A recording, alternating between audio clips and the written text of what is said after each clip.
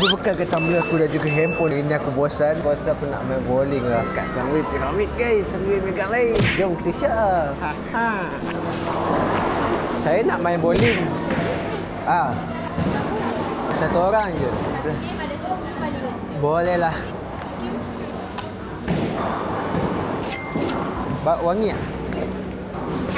Dan berapa ni? Dia 43 lah. 43. Ni dia 43. Let's get started. Add player. New player. Nice. Sini. Aku dah lama tak main bowling ni. Tapi aku dah penat kan main bowling ni. Aku dah tua ni. Dah bagi kahwin dah ni. Terus sekarang aku nak ambil bola. Bola yang berkilat tau. Ni macam ngam. Berat sangat ni. Ni attack ni. 2 bola. Aku cuba nak dapat. Bismillahirrahmanirrahim. 1, 2.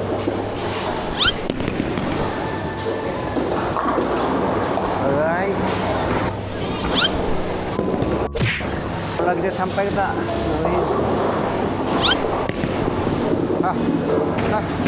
Sihui. Alamak.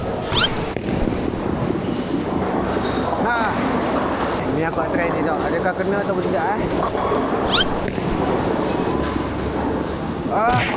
Not bad.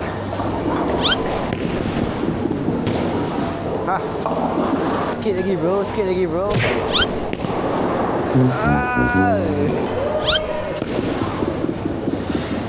Boom. Sikit lagi.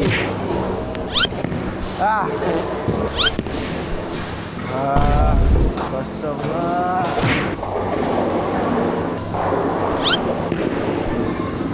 Spare, strike. Mana ni? Strike. Tak kena pula. Nice try. Itulah dia. Satu lagi balingan. Adakah dia akan strike?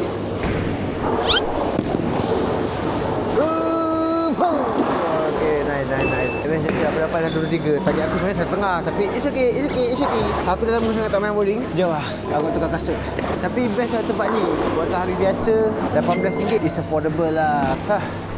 Aku main satu game je tu. Jadilah. Assalamualaikum. Saya dah habis. Main gila dengan saya. Saya ni wakil Malaysia, wakil daerah tau. Kalau awak tahu. Saya wakil Malaysia. Tapi Malaysia dah mimpi lah. Bukan Malaysia sini lah. Yalah, kau kasi dah mimpi. Iyalah. Okay, bye-bye. Semua ni sebenarnya aku punya semua ni. Apa-apa pun, thank you Mega Lane, Sunway Pyramid. Ciao.